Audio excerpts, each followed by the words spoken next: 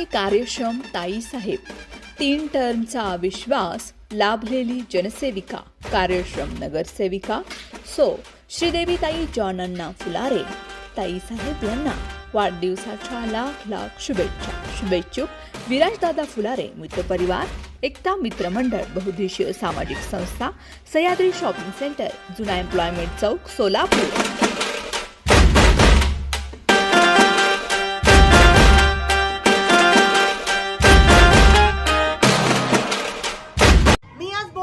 विरोधक येऊन बोलून जातात, पण तुम्ही बघा काय घडतंय.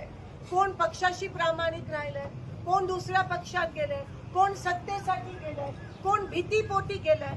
कधी कधी मला असं वाटतं या लोकांकडे बघून की हे ना जनतेशी काही घेणं देणं नाहीये.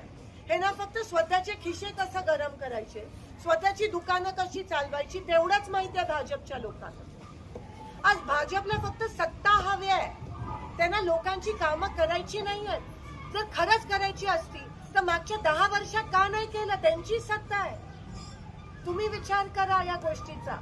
मी फक्त सांगण्याचं काम करू शकते, मी तुमच्या मनात जाऊन बदल नाही घडवून आणू शकत, पण मी हे करणार जे माझा अधिकार आहे. आज मी जागृत तुम्हाला केलं नाही, तुमचे डोळे उघडण्याचा मी प्रयत्न केला नाही तर कोण होईल? सगळे जर भाजप नाही झाले तर तुमच्या बाजूनी कोण उभं राहील? तर तुम्हाला कसं कळेल? हे करत राहतील, त्यांना कळणार पण नाही किती किती अन्याय करताय, किती अत्याचार करताय. आणि हे बरोबर आहे ना की सगळे खुश नाही आहेत का? तुम्ही खुश आहात सगळे शेतकरी.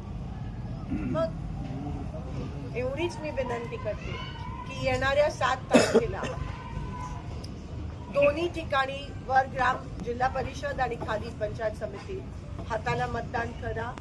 जसं तुम्ही नेहमीच करत आलाय हाताला मतदान, तसं ह्या वेळेस ते परिवर्तन घडू दे, तो बदल घडू दे. तो तुमच्या माध्यमातूनच घडू शकतो.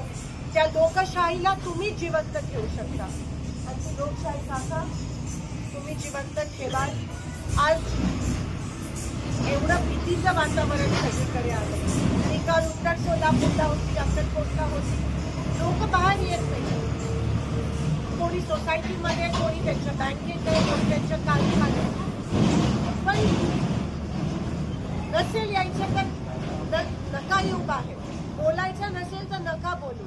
पण जसं मी म्हणाली, पण शांततेत क्रांती घडवा. जसं तुम्ही म्हणताय, कोणी थांबवू नाही शकत. आणि लोकशाही आहे हे विसरू नका. कोणाची हुकुमशाही नाहीये, लोकांची शाही आहे. तुमची जमीन आहे, तुमचा आसमान आहे, तुमची माणसं आहेत, तुमची माती आहे. तुम्हाला काय कोणाची भीती? शूर आम्ही सरदार, आम्हाला काय कोणाची भीती? हे तुम्ही दाखवा.